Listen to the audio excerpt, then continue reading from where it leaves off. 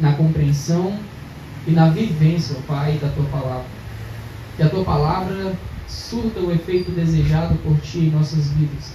Que nós possamos não somente compreender, mas viver a partir do que a Tua Palavra propõe, ó Pai, porque é a sabedoria que procede de Ti. Nos ajuda. Em nome do Teu Filho amado, Jesus. Amém.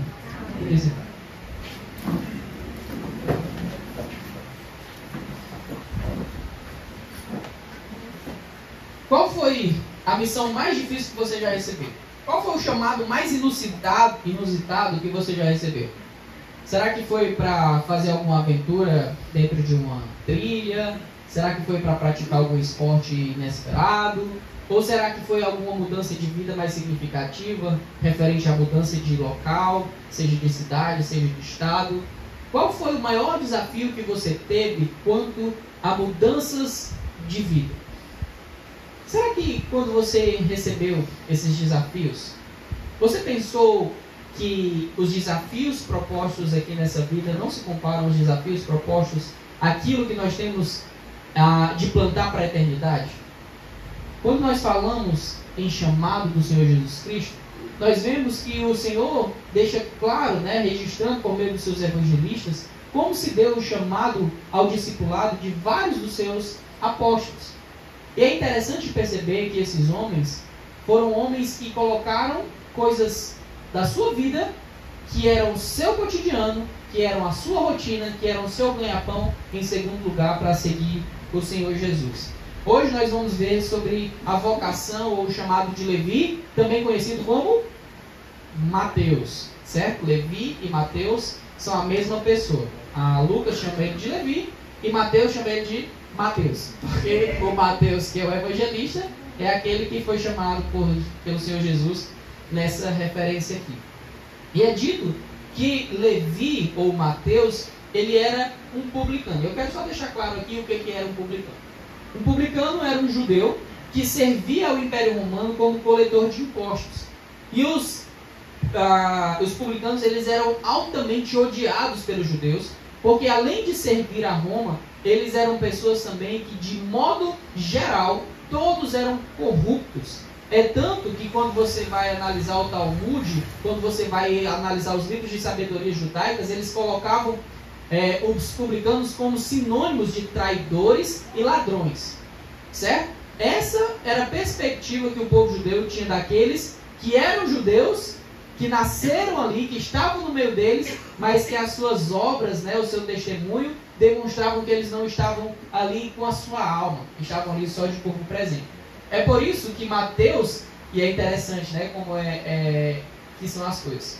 Mateus, quando ele registra o seu evangelho, lá no capítulo 18, ele fala sobre o processo de disciplina eclesiástica. E ele diz que aquela pessoa que passa por todo o processo de disciplina eclesiástica sem se arrepender, ele deve ser considerado como gentil e publicano. E o que Mateus é? Publicano.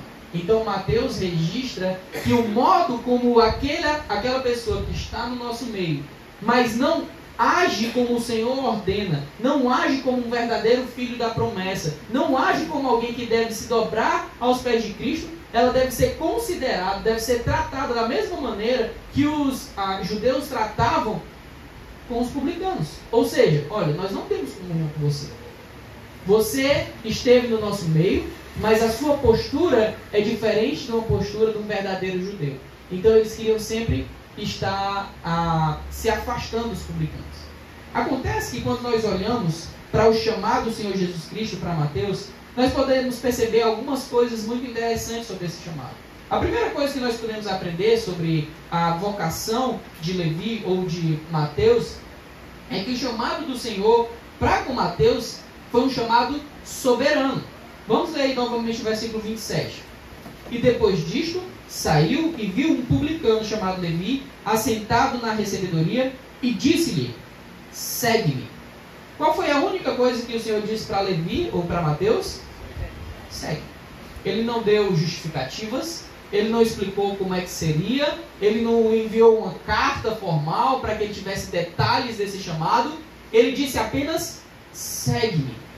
Essa ordem, esse chamado dado para Levi naquele momento demonstra a soberania de Deus. E o que é soberania?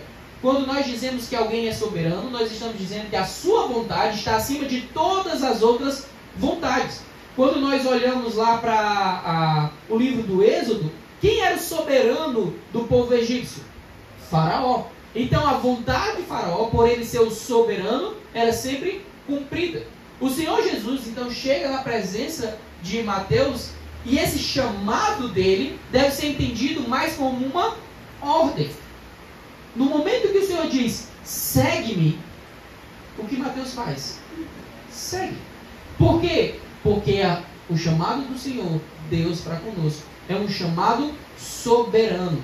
Vamos abrir nossas Bíblias, deixa marcado aí em Lucas, mas vamos abrir nossas Bíblias lá em Romanos capítulo 8, versículo 30.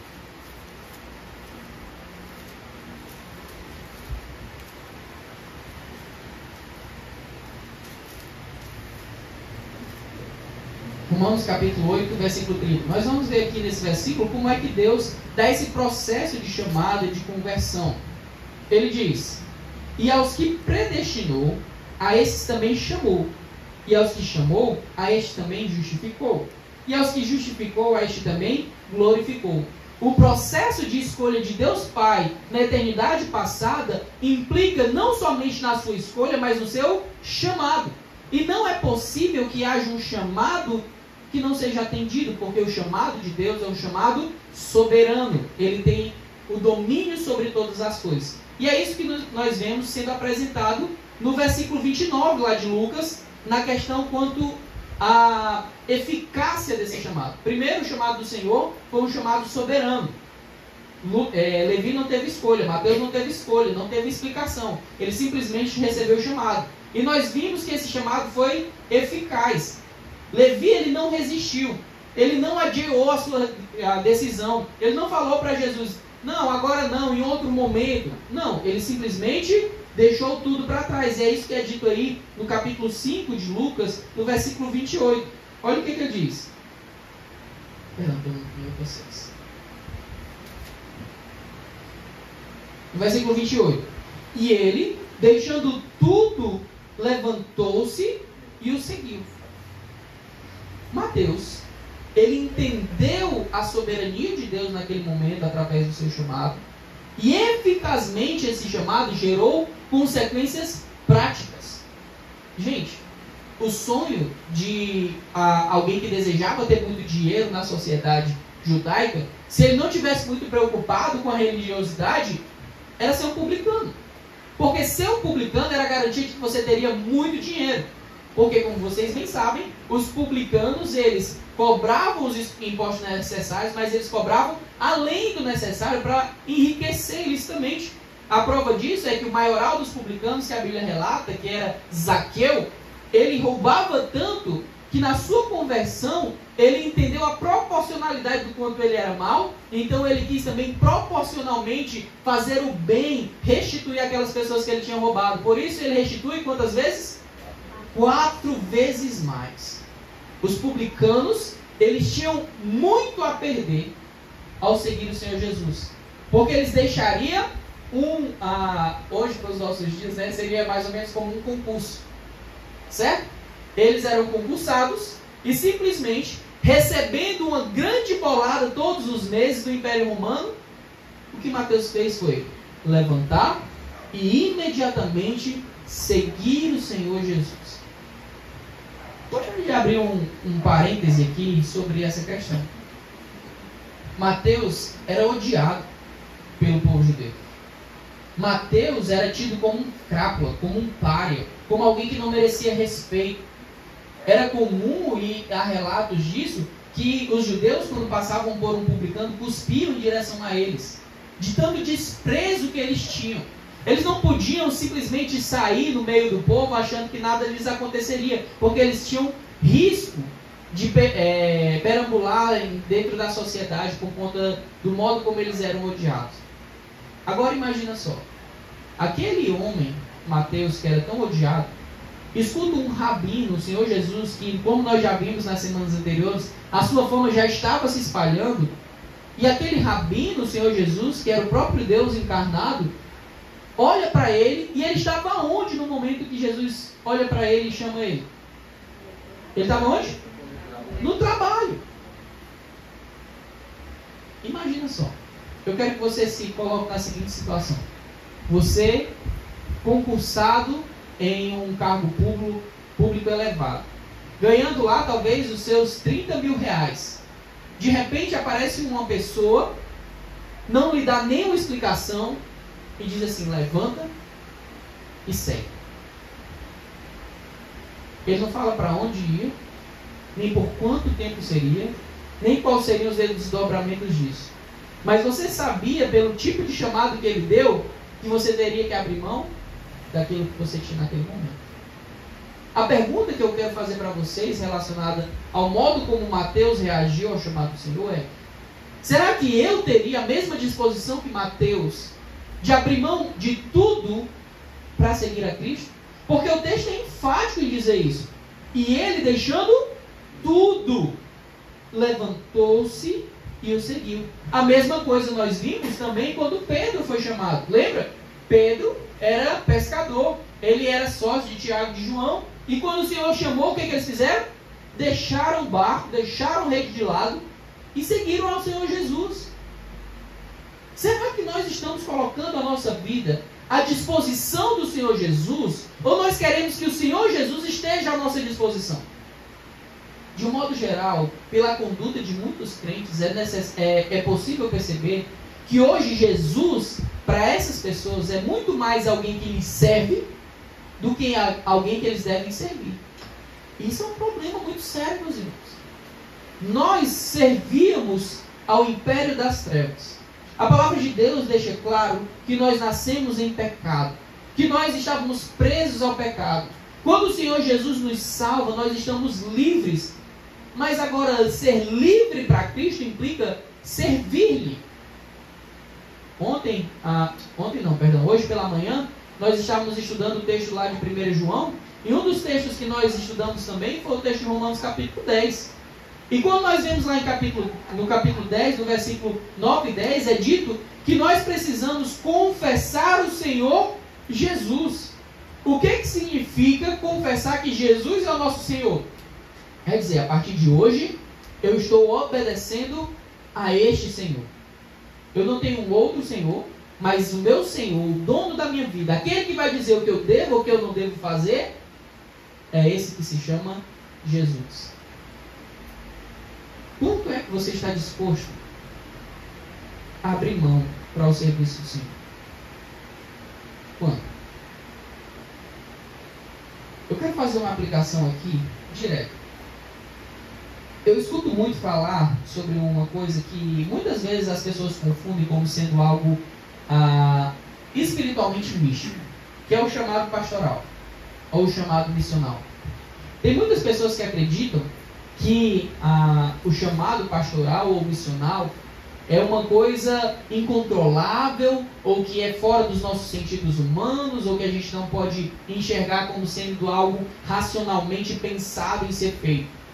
Mas a verdade é que alguém que é chamado para um ministério, na verdade, ele foi incomodado por Deus para lhe servir mais, para dedicar mais tempo para esse serviço. Não significa dizer que essa pessoa não pense nas dificuldades que o ministério pode lhe trazer. Na verdade, ela olha para as dificuldades e entende que essas dificuldades precisam ser superadas para que ele possa servir mais ao Senhor. E eu quero que vocês entendam uma coisa. Não estou dizendo aqui que o único modo de servir mais ao Senhor é dentro do ministério pastoral ou missional. Mas sim, quando eu coloco tudo que eu tenho e tudo que eu sou à disposição de um melhor serviço do Senhor. Então imagina, Pedro, Tiago, João, Mateus, esses homens foram chamados e eles tiveram que abrir mão de tudo que eles tinham para seguir a Cristo. E como era o ministério do Senhor Jesus Cristo? Ele ia de avião de uma cidade para outra, ficava nos melhores hotéis, e aí dentro daquele hotel era reservado um grande espaço, um auditório, acolchoado, climatizado, com cadeiras da Amarelli. Era? Não! O que acontecia é que era muitas vezes no sol quente, em locais inapropriados para escutarem. Eles tinham que acompanhar o Senhor Jesus para onde o Senhor Jesus dissesse que ia. E a verdade é que eles não sabiam para onde é que o Senhor Jesus ia. Eles simplesmente seguiam. Será que essa disposição só acontece no coração de alguém que se tornou apóstolo? Não. Essa é a disposição de todos aqueles que querem servir a Deus, que colocam os interesses de Deus à frente dos seus próprios interesses. E a verdade é, irmãos, que muitas vezes nós percebemos que estamos negligenciando o serviço ao Senhor. E os motivos são os mais variados. Às vezes é a família que está tomando mais tempo do que deveria. Às vezes são os hobbies que estão tomando mais tempo do que deveriam. Às vezes é o trabalho que está tomando mais tempo do que deveria. Às vezes são os próprios amigos que estão tomando mais tempo do que deveriam. E nós sabemos disso, mas nós colocamos dificuldade em abrir mão daquilo que nos beneficia para fazer mais pelo Senhor. De um modo geral, quando nós queremos crescer na carreira profissional, nós sabemos que o crescimento nessa carreira implica em sacrifícios. Pode ver, quando uma pessoa ela não quer se sacrificar muito para crescer em uma determinada carreira, ela busca coisas que já tem o chamado plano de carreira. O que é o plano de carreira? Eu já sei que em tantos anos eu vou passar para aquele patamar, em mais tantos anos eu vou passar para aquele outro, em mais tantos anos para aquele outro. Porque eu não quero me esforçar mais para ter um grau a mais de responsabilidade e, consequentemente, talvez de benefícios. Então, eu quero esse plano de carreira bem estabelecido, porque eu não quero ter sacrifícios a fazer. E essa mentalidade, muitas vezes, penetra dentro do comportamento cristão. Muitas pessoas não pensam em como podem crescer no serviço do Senhor. Esquecem que nós somos embaixadores a serviço do rei, que nós somos soldados a serviço de um general. Gente, nós estamos nos preparando para um reino eterno. E nesse reino eterno, a nossa vontade não será feita, não será cumprida. Mas é dito por esse rei eterno que aqueles que foram infiéis hoje em olhar para a eternidade e viverem nessa expectativa da eternidade, nós seremos servidos por Ele, aqueles que forem fiéis, aqueles que forem encontrados desse modo. E a fidelidade está intimamente atrelada com a disposição do serviço imediato. Deixar tudo para trás é algo difícil. Difícil. Quem aqui já morou em outro estado ou em outro país? Me diga uma coisa. Deixar o seu estado natal é uma coisa fácil? Deixar aquilo que você está acostumado é uma coisa fácil?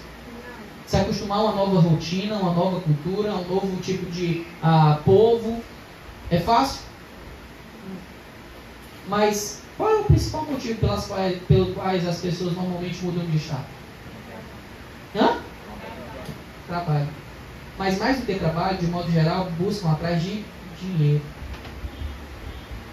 Porque se houvesse trabalhos que lhe fornecessem mais dinheiro naquele mesmo local, de um modo geral, essas pessoas, a maioria, não estou dizendo todos, mas a maioria, permaneceria ali.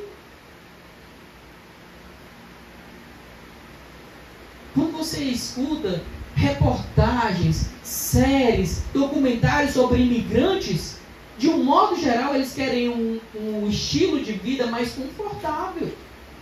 Pastor, é pecaminoso querer mais conforto? Não, não é pecaminoso. Mas percebam, se nós estamos dispostos a mudar de país, a fazer desafios quanto à adaptação em um novo local, deixar tudo para trás, a sua família, os amigos, às vezes até a própria casa deixa para trás, para conseguir uma vida melhor nessa terra, por que não há a mesma quantidade de pessoas fazendo isso pelo reino de Deus? Porque não tem a percepção adequada do chamado que o Senhor nos fez para seguirmos a Ele. Irmãos, entendam.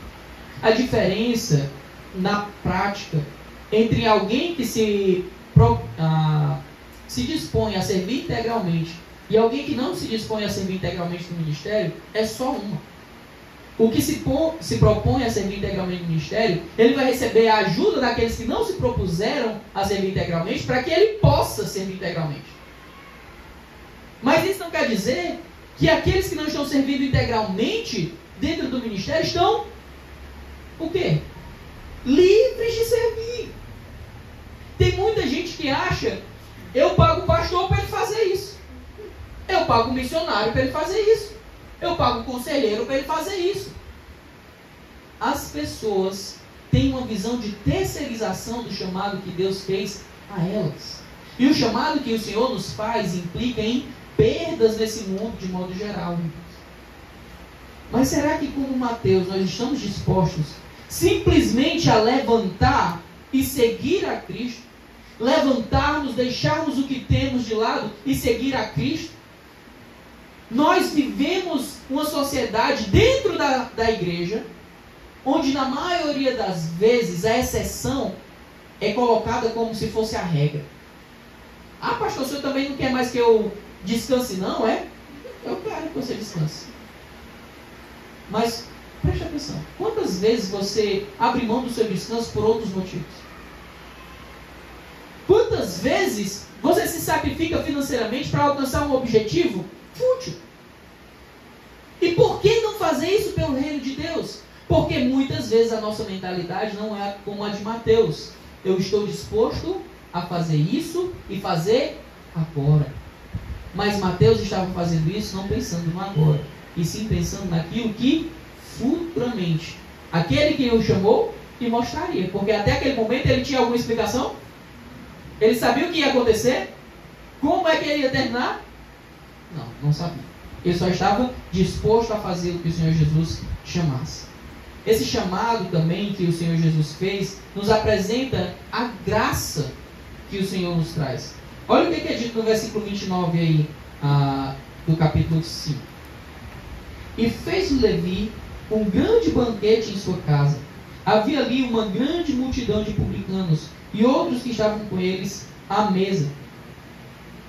O Senhor chama por meio do Evangelho para que nós também possamos chamar outros para o Evangelho. E olha como a graça é apresentada no versículo 29. Quem foi aquele que Jesus acabou de chamar nessa passagem? Quem? Levi, ou Mateus. E o que Levi era? Publicano. Todos aqueles que odiavam Mateus, odiavam Levi, olharam para aquela situação e disseram assim: o que Jesus está fazendo? O que ele tem na cabeça? E é interessante que o mesmo Senhor Jesus Cristo chama Levi e chama Simão o Zelote. Vocês sabem o que eram os Zelotes? Era um grupo secreto que buscava matar publicanos. Eram pessoas que lutavam contra Roma. Eram pessoas que lutavam contra aqueles que queriam servir a Roma. Jesus vai lá, pega o publicano, vai lá, pega o zelote e bora, vocês dois vão caminhar comigo. Isso é graça. Nem o zelote, nem o publicano mereciam estar na presença do Senhor.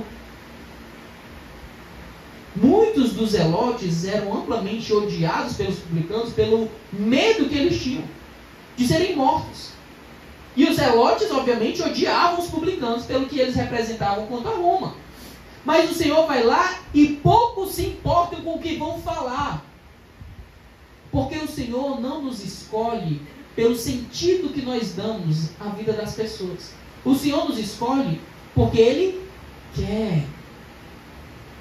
Quando nós estudamos aqui os 5 pontos, né, da Reforma Protestante, os 5 solas, e nós também estudamos os 5 pontos do calvinismo, uma das coisas que foi falado foi que o Senhor, Ele nos escolhe de acordo com a sua vontade, não porque nós convencemos a Deus de alguma maneira a nos escolher. Será que eu entendo isso?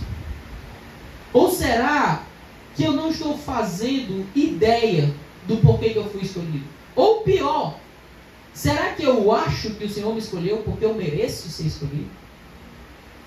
Esse é o pior dos cenários, quando alguém pensa no processo da sua salvação.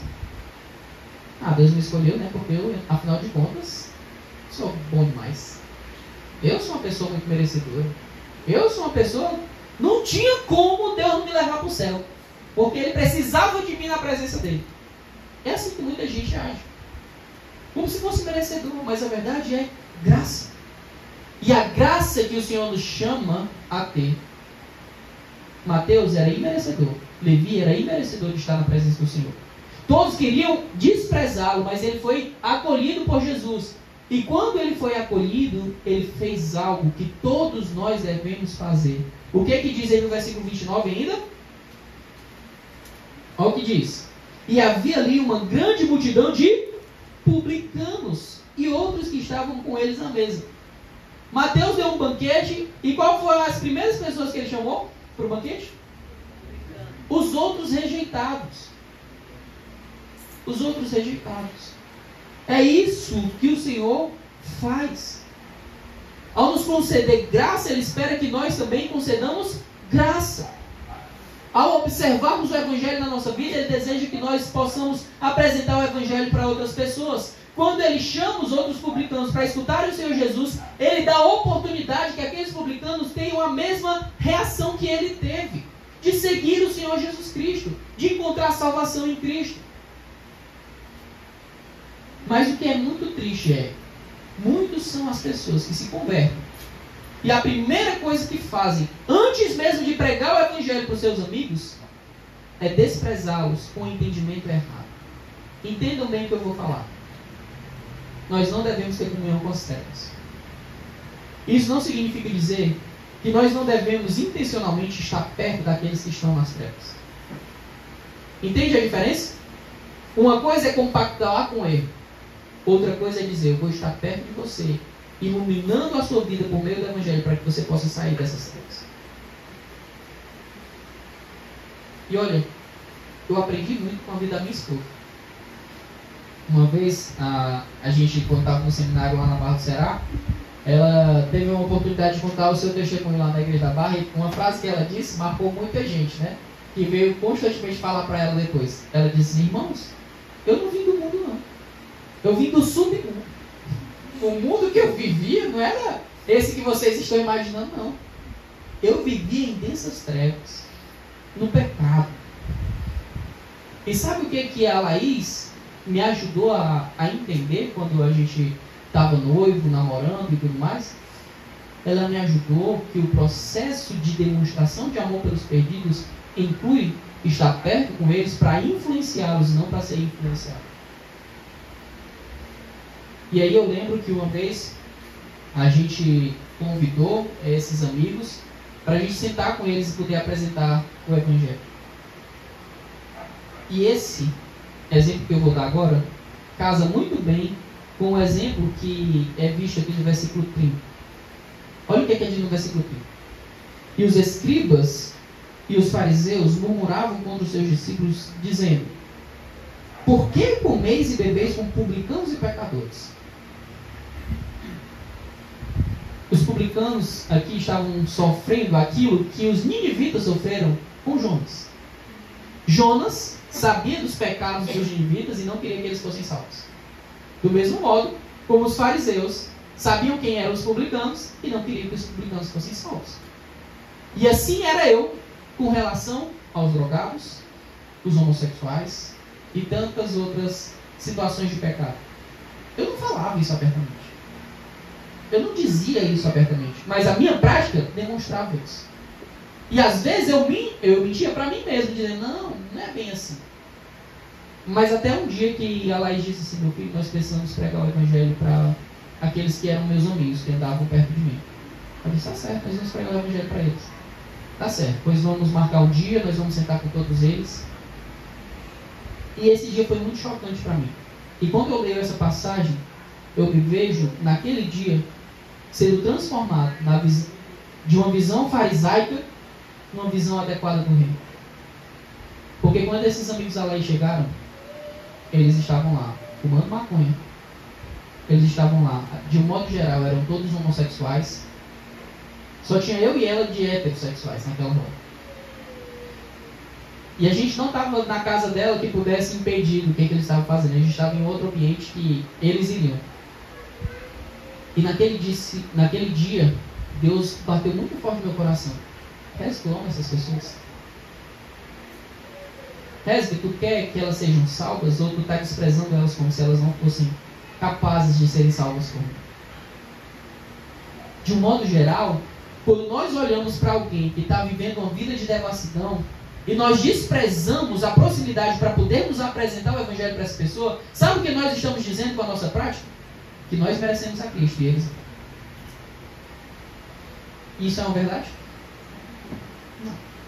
Nem eu mereço a Cristo, nem eles merecem a Cristo. É tudo por graça. Assim como eu não mereço e o Senhor me alcançou, aquelas pessoas não merecem. Como, pois, invocarão aqueles em quem não creem? E como crerão naquele de quem nada ouviram? E como ouvirão se não há quem pregue? Não tenha comunhão com as trevas. Está certo. Mas quem vai salvar aquelas pessoas que estão em trevas? Aqueles que estavam em trevas e agora dizem, olha, eu vim para a luz. Vem ver a luz. Eu não concordo mais com essa prática. Essa não é mais minha vida. Mas eu quero te apresentar aquilo que transformou minha vida. Por favor, eu quero que você receba a mesma graça que eu recebi. Essa deve ser a verdadeira postura. Mateus teve a postura adequada. Quando ele escutou e seguiu ao Senhor Jesus Cristo, ele imediatamente não quis somente para si o Senhor Jesus Cristo. Ele quis que todos os outros publicanos também tivessem o Senhor Jesus Cristo.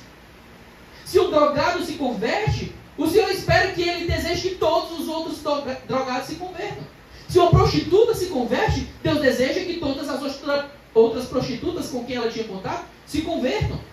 Quem Deus usa para alcançar aquelas pessoas que estão dessas trevas?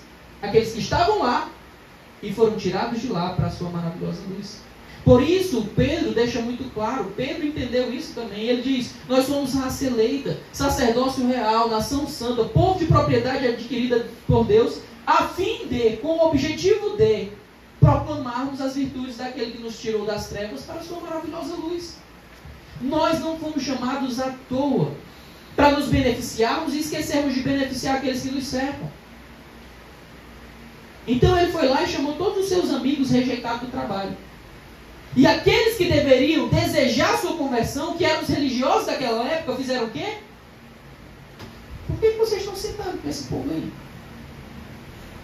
E é muito diferente da postura que as igrejas liberais têm.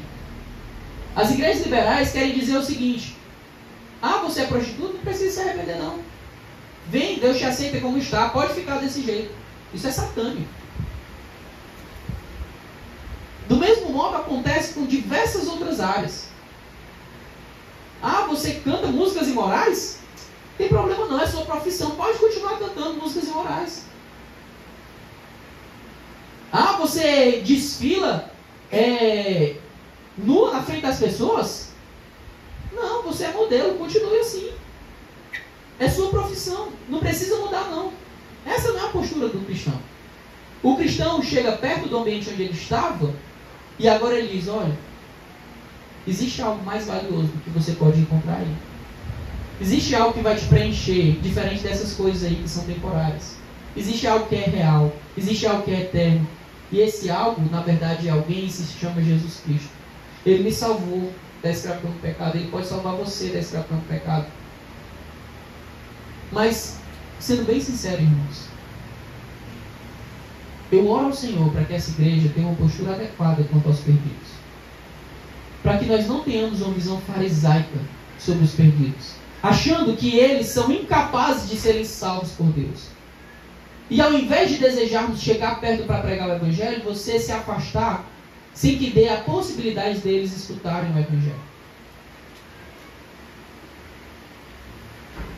Nós temos visto aí uma onda gigantesca de pessoas que estão sendo enganadas quanto a essa questão da ideologia de gênero. Uma quantidade gigantesca dessas pessoas. Pessoas que estão tomando decisões que não tem como voltar atrás, no sentido físico, muitas vezes. E o que nós vamos fazer com essas pessoas? Ah, não passa de uma pessoa que está presa à ideologia dela. Verdade, ela está presa à ideologia dela. Quem é que pode libertá-la? Cristo. Como ela vai ser liberta se nós não nos aproximarmos para pegar o Evangelho? Como? Nos aproximarmos para pregar o Evangelho não é nos aproximarmos para termos comunhão.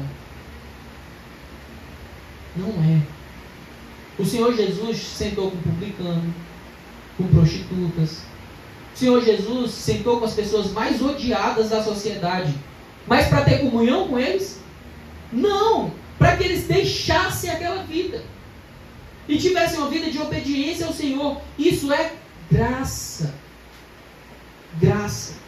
E é essa repreensão que o Senhor Jesus Cristo faz aos religiosos, os escribas e os fariseus daquele tempo. Olha o que ele diz no versículo 31 e 32. Jesus respondendo disse-lhes: não necessitam de médico os que estão sãos, mas sim os que estão enfermos. Eu não vim chamar os justos, mas sim os pecadores ao arrependimento. Quem eram aqueles que estavam se considerando saudáveis aqui nessa ocasião? Os publicanos ou os fariseus? Os fariseus e escribas. E o que Jesus disse sobre eles? Eu não vim chamar os justos. Vocês se acham justos? Vocês se acham saudáveis? Tá certo. Eu não vim para vocês, não. Eu vim para aqueles que sabem que estão doentes. Eu vim para aqueles que sabem que não são justos, que são pecadores. Porque somente quando você entende quem você é na presença do Senhor, é que você consegue clamar por ajuda. Alguém busca socorro médico se não achar que está doente? Não. Para que eu vou precisar de um socorro médico se eu estou saudável? Eu quero, em amor, incentivar vocês. Nesse momento, tente puxar aí na sua cabeça. Quem é a pessoa que você já disse para você mesmo? Essa pessoa aí nunca vai se converter. Tente puxar aí na sua cabeça. Essa pessoa talvez tenha sido uma pessoa que lhe machucou muito. Talvez tenha sido uma pessoa que lhe magoou muito, que lhe maltratou, que lhe fez muito mal. E talvez o seu desejo para com ela seja: Senhor, não salva não. Aquela pessoa não merece a salvação. Mas você também não mereceu. Você foi salvo por graça. Quando você foi para a luz, você ofereceu luz para essa pessoa que lhe maltratou? Ofereceu luz para essa pessoa que lhe tanto fez mal? Você verdadeiramente perdoou essa pessoa, desejando que ela fosse alcançada por Cristo? E que um dia você pudesse chamar essa pessoa que tanto lhe machucou de irmão? Essa foi a sua postura? Se não foi, você ainda está vivendo como os escribas e fariseus. Ah, pastor, mas esse é um pedido muito sério. Qual foi a postura de Mateus quando Jesus chamou ele? Ele se levantou e o seguiu. O que você está disposto a deixar de lado? O orgulho? As lembranças da dor? Irmãos, tomem cuidado. A palavra de Deus diz que aquele que não perdoa não vai ser perdoado. Aquele que não oferece luz para os que estão nas trevas demonstram que eles ainda permanecem nas trevas. Porque aquele que recebeu luz do Senhor, ele foi chamado para propagar essa luz. Não se coloca a vela escondida. A vela, ela fica em um canto alto para que ela possa iluminar. A luz foi colocada para que ela pudesse iluminar. Os crentes são sal e luz. O canto onde mais você foi machucado, o canto onde você mais sofreu, é para você o canto de maior dessas trevas. E é justamente lá onde a luz que hoje habita em você, pela graça de Cristo, pode fazer grande diferença. Será que você está disposto a perdoar? Será que você está disposto a deixar tudo para trás e fazer o que Cristo quer? Ou será que você chegou à conclusão hoje que você precisa de luz na sua vida? Se você não se arrependeu dessa sua postura, Se de algum modo você acha que existem pessoas que merecem mais a salvação do que outras, eu quero que você clame por perdão a Deus. Mas da mesma maneira, se hoje você entendeu que você é um pecador, se hoje você entendeu que você está doente no seu pecado, e que você quer que Cristo seja o seu médico, que Ele seja o seu Senhor, entregue sua vida a Cristo. Faça como Mateus. Não deixe para outro momento. Não deixe para ter um entendimento melhor. Entregue a sua vida para Cristo hoje. E permita que Ele te conduza. Que você seja seu discípulo. O discípulo não sabe para onde o seu mestre vai. Ele apenas confia e segue. Nós somos chamados para fazer a diferença nesse mundo. E nós não faremos a diferença permanecendo com o coração orgulhoso. Nós não faremos diferença querendo apenas sermos servidos ao invés de servidos. Nós não faremos a diferença quando nós não estivermos dispostos a abrir mão daquilo que nós temos. E assim como Levi, assim como Pedro, João, Tiago, ao escutar o mandato do Senhor Jesus Cristo, que é soberano sobre a nossa vida, que nós aceitemos a postura de levantarmos e segui-lo, mesmo quando difícil for. Amém? Baixe sua cabeça, feche seus olhos e vamos orar. Senhor, eu quero clamar que o Senhor sonde a mente e o coração de cada uma das pessoas que está aqui nessa noite. Eu quero, Pai, que a verdade inunde a mente e o coração de todas as pessoas aqui presentes. Senhor, que os pecados escondidos venham à tona. Que a dureza de coração, de desejar que a luz alcance aqueles que machucaram aos irmãos, possa ser dissipada na vida de cada um deles. Senhor, eu quero clamar a Ti. Que os membros dessa igreja, que os crentes que aqui se encontram, estejam dispostos a perdoar e a amar aqueles que não nos amaram e aqueles que nos maltrataram, para que assim nós possamos representar quem Tu és e não quem nós somos. Que nós estejamos dispostos a abrir mão daquilo que nós temos, porque entendemos que sem Ti, na verdade, nós nada temos. Nos ajuda, Senhor. É uma batalha. E eu clamo que por meio do Teu Santo Espírito nós possamos ter vitória. Em nome de Jesus. Amém. Que Deus abençoe grandemente vocês e que todos tenham uma excelente semana.